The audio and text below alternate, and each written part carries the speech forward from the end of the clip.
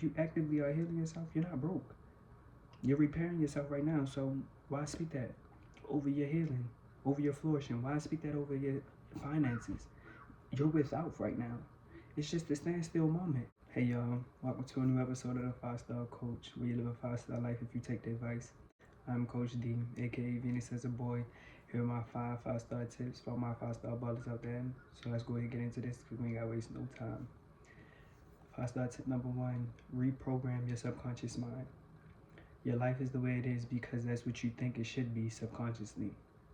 A lot of the things that were repeated to us as kids still affect us to this day in our subconscious. And when I say the way your life is the way you want it to be on a subconscious level, is because our subconscious mind is the mind that is always on. Even when we're asleep, it's absorbing things.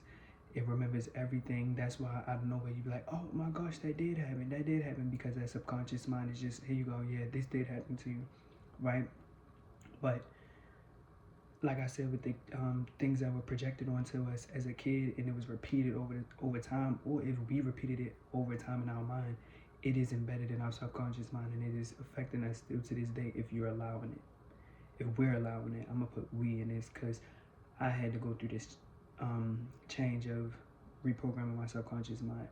But if you just allow this to continue to affect you as an adult, your life will continuously be what you see it as. If you hate your life, that's a reflection of how you feel about yourself. If you love your life, that's a reflection of how you feel about yourself. But all in all, your life is the way it is because of your subconscious mind. Now, to reprogram your subconscious mind, I will give you a tip that I got from reading a book, Reprogramming Your Subconscious Mind, but I'm gonna add in my own little thing as well. So in the book, they said write a list of affirmations and repeat them all the time to yourself with conviction. When you're in a calm, serene state, where your conscious mind, is out of the way and is at a even kill, and you can just focus on pouring that those affirmations into your subconscious mind. Now, my thing is record yourself repeating these affirmations. Play it throughout the day. Play it while you sleep, because when you are asleep, your subconscious mind is still absorbing information. Your conscious mind is asleep, and that's the best time to reprogram your subconscious mind. But also play this on your way to sleep. Play it when you're waking up. Play it when you're on your jogs at the gym. Play it as often as possible that was not sexy. But play it as often as possible until you are fully convinced in your subconscious mind that that is the life you are living, that you are that person. And also make sure your conscious mind is playing for the same team. So when you consciously hear yourself or think about yourself doing something that is against what you are reprogramming into your subconscious mind, shake it out. Get that out of there. Change your thoughts. Also, another thing, go outside near flowing water with your recording and play it while you walk in there with flowing water, or while you're sitting near the flowing water. I know it's cold right now, but it's still a good technique to do. You know, if you go for a cute little walk, you got a body of water near your house, go out there.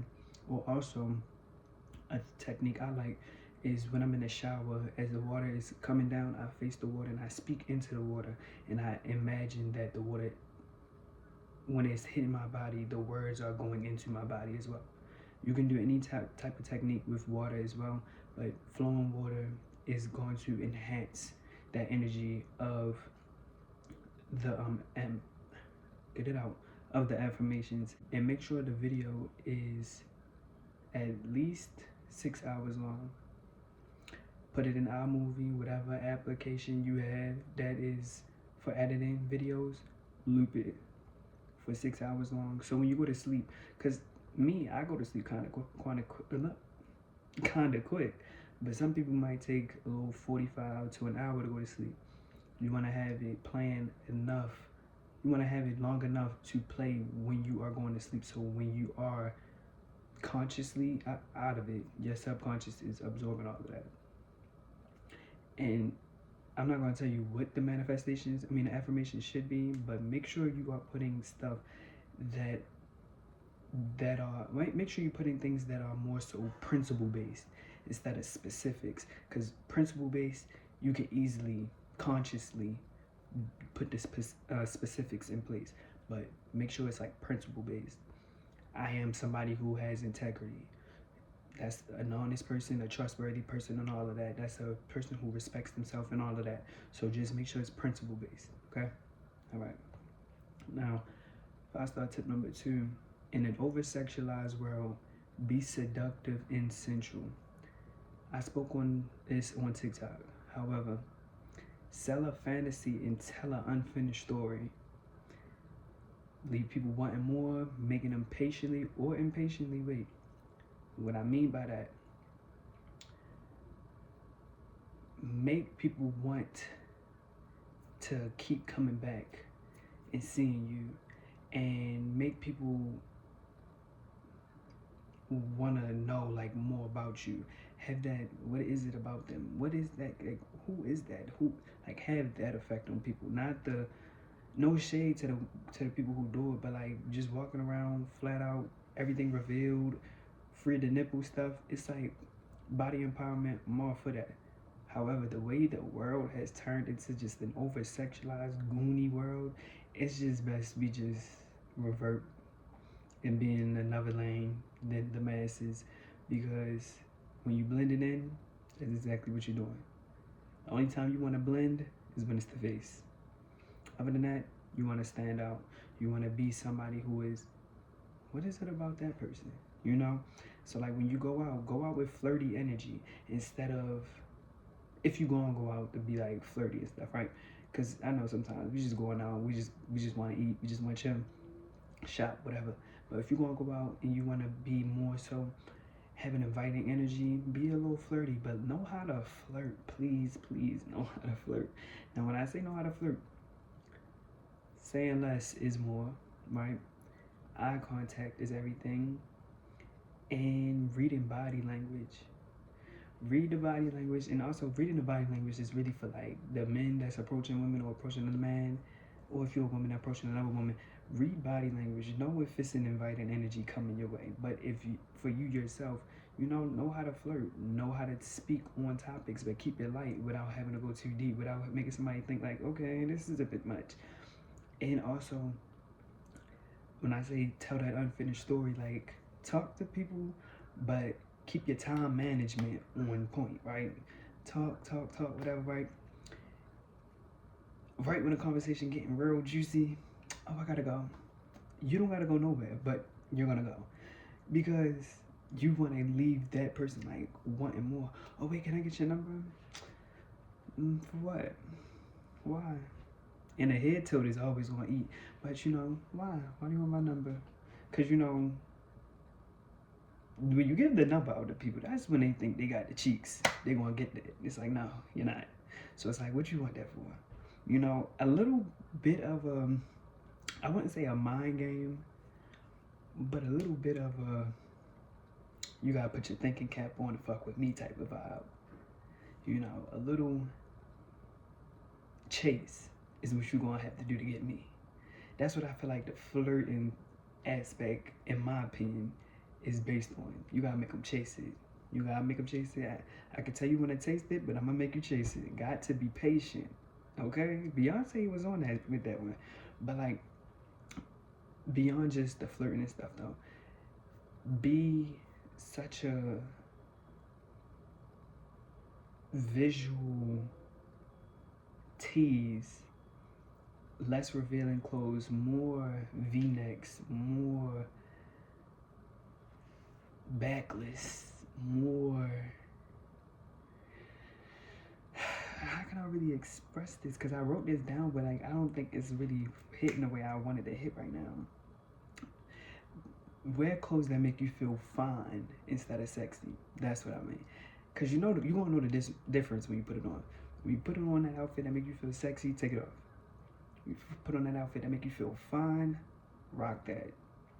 And wear that energy. I'm fine as shit. I'm fine. I'm so fine. But that's when you put on that I'm sexy look, it's just like the world will sexualize a bad bitch regardless, but it's gonna be a bit different than the I'm fine outfit. I hope I'm making sense. I hope this is making sense. And also, wear perfume, colognes, body oils that smell like a taste.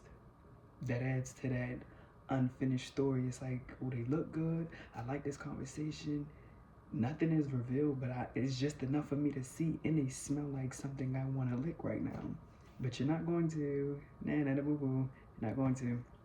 But putting all that together, and I'm gonna go back to the flirting thing because I'm gonna just read it. I said, go out with flirty energy. Be yourself, saying less than needed to elevate your allure.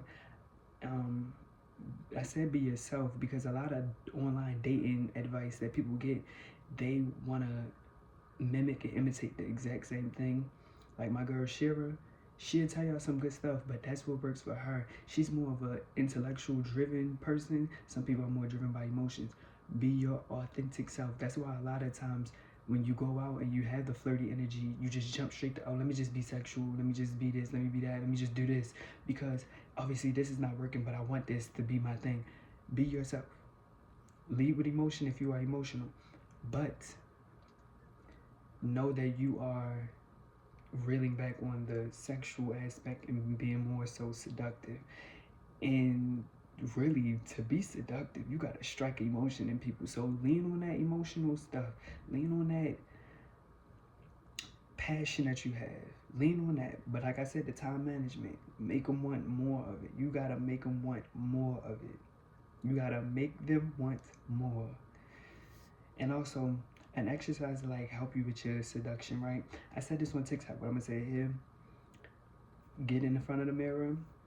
If you want to, put on a little sexy outfit. But if you don't, put on just have like your little regular devil on. Put on music that you're gonna do to, but of course you by yourself. But instead of like rubbing all over your body, rub on your arms, rub on your neck, rub on your arms, your sides, your legs, your calves. You can touch your knees and stuff, but like keep it very seductive. Do not touch your breast. Don't touch your cootie cat. Don't touch your butt. Avoid all of those places. Touch your belly and everything. Like, basically seduce yourself and understand how you like to be felt. And understand that it's more to your body that is sexy and that needs more attention than just the cleave, the cheeks, and the cat. Okay? All right. And if you want to get spicy, like I said, get them candles, get that outfit, get the oil involved into it, and just rub it down, rub your body down, dance to the music and everything. And instead of twerking, when you get to your knees, like wind your body, loosen up that circle energy and that sexual energy. But be mindful of we just trying to pull out that seduction. Okay? All right. I feel like I dragged that one out. I hope it really made sense. I hope it registered, because I get to chatting, y'all. Now, 5-star tip number 3. Stop viewing your past decisions as mistakes. Everything you've done were choices that led you to the position you're in. If you hate where you're at now, make better choices. It's that simple. Like, viewing the past as a bunch of mistakes is only deepening your shame wound, and also is helping you dodge accountability. Yes, hindsight is 20/20, but it's important to accept your decisions, give yourself grace, and move on. You either did your best or you did what you knew you could do in that moment. Either way, that's still good. But if you did something that you know you did on purpose to be conniving or anything like that, accept that as well too. Don't, oh, I made a mistake. No, you made a choice. A mistake is, oh, I threw the football and it slipped out my hand and now it hit grandma in the back of her head. That was a mistake. You deliberately going to cheat on somebody, what's the mistake? You did it. Accept it. It is what it is. Like, you still should never write nothing off as a mistake. And regardless if you did something that was out of pure intentions and you were wrong, you still should never write that off as a mistake. You still should be like owning that. Yes, I did that. I did that. And If you feel you should apologize, apologize. If you feel like you shouldn't, do whatever. But stop looking at the past like a bunch of mistakes. Those were decisions that you decided to make consciously. Be an adult, hold yourself accountable, and move on. Be real with yourself and accept what you did. Stop trying to, oh no, I didn't mean to do that. It was a mistake. You did mean to do it. You thought it out, right? I mean, we all got brains and we know what we're doing. I don't want to hear no, oh, I didn't know. You did know. You mean no. You know. You knew. You did. No. And you knew what you was doing. So, the past being looked at as mistakes, let that go. Those were decisions that you decided to make, and those are decisions you're going to have to live with. Now, if you don't like it, change it. It's that simple. All right. Now, if I start tip number 4, you may be without, but never broke. Stop speaking brokenness over your life and your finances. Stop speaking on the past, not decisions, but the past situations that happened to you, and like in a way that's like, oh, it broke me down, I'm broken. Because I went through that same thing, and luckily I had my father tell me, like, stop saying you're broken. You're not broke. You still here. Like, it may have damaged you emotionally, but you still here. And I said,